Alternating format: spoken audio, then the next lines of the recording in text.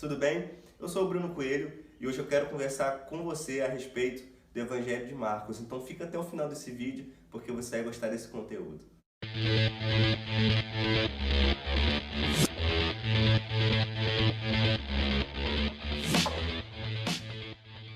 O Evangelho de Marcos, ele tem um objetivo que já é explicitado no primeiro versículo, que na verdade no original é o tema e o programa de toda a obra. Jesus Cristo, o Filho de Deus. Marcos quer falar com aqueles cristãos de Roma sobre quem é de fato Jesus. Quem é Jesus, qual é a sua identidade, qual é a sua verdadeira missão.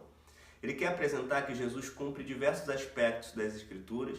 Ele é o Messias prometido, ele é o Filho de Deus, ele é o Filho do homem e ele é o servo sofredor. É uma cristologia, uma obra em que apresenta a identidade de Jesus.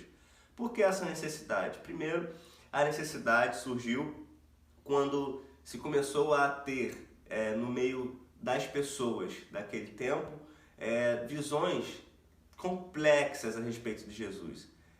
Então, Marcos quer combater heresias definindo quem Jesus é de verdade. Muitos começaram a acreditar que Jesus não era humano, era simplesmente um espírito, porque se ele é Deus, ele não pode então ser carne, né? Muitos começaram a dizer que Jesus foi adotado, esse seria o adocionismo. Jesus é um homem que ao decorrer da sua vida vem a ser adotado por Deus como filho. Diversas posições vêm assim confrontando com o que Marcos acredita que é Jesus. Então ele precisa explicar quem é Jesus e principalmente, falando-se de um texto destinado aos romanos, Marcos ele quer fazer defesa da crucificação de Jesus, porque uma das coisas piores para o mundo romano era ser crucificado. Então tem uma citação muito importante do mundo antigo que diz que a crucificação ela não deve nem ser mencionada por palavras, nem mesmo ser pensada. A crucificação não deve estar nem nas palavras, nem no pensamento de um cidadão romano, tamanho a vergonha. Então, como aceitar ou receber um Deus que morre na cruz? Um mensageiro, um profeta, um Deus que morre na cruz. Então, há uma dificuldade. Então, em primeiro momento, Marcos quer, ao escrever aos Romanos, fazer uma defesa da cruz de Cristo e também explicar quem é Jesus de verdade. Marcos ele depende das memórias de Pedro, certo? Pedro está, antes de ser martirizado, está preso pelo imperador Nero, do Império Romano, cerca de 64 a 67 depois de Cristo, esse é o período. E Marcos começa a reunir essas memórias de Pedro, ele começa a readaptar essas memórias, não tem preocupação cronológica, não tem preocupação temporal, ele simplesmente agrupa as histórias que Pedro está narrando para justamente atingir o público romano. E como nós sabemos de tudo isso, né? Estamos baseados no testemunho muito antigo de Papias de Herápolis, um bispo do primeiro século, que foi reportado, comentado por Eusébio de Cesareia um pouco depois. Mas ele menciona que Marcos teria agrupado, recebido as memórias de Pedro e, portanto, escrito num livro. E como nós sabemos também que esse evangelho é destinado a um local específico, a Roma.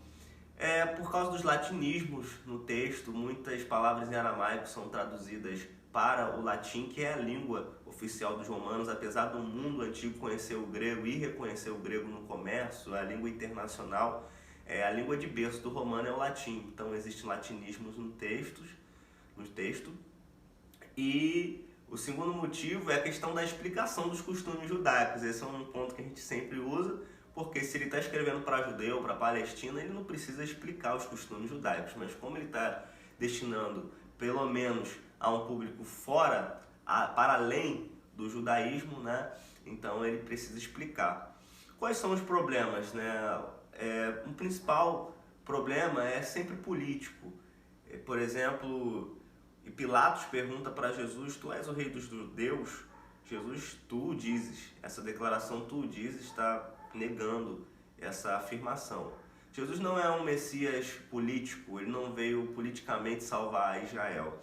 Ele quer mostrar isso. Não A igreja também não é uma ameaça. A igreja em volta do Evangelho de Marcos não é uma ameaça política.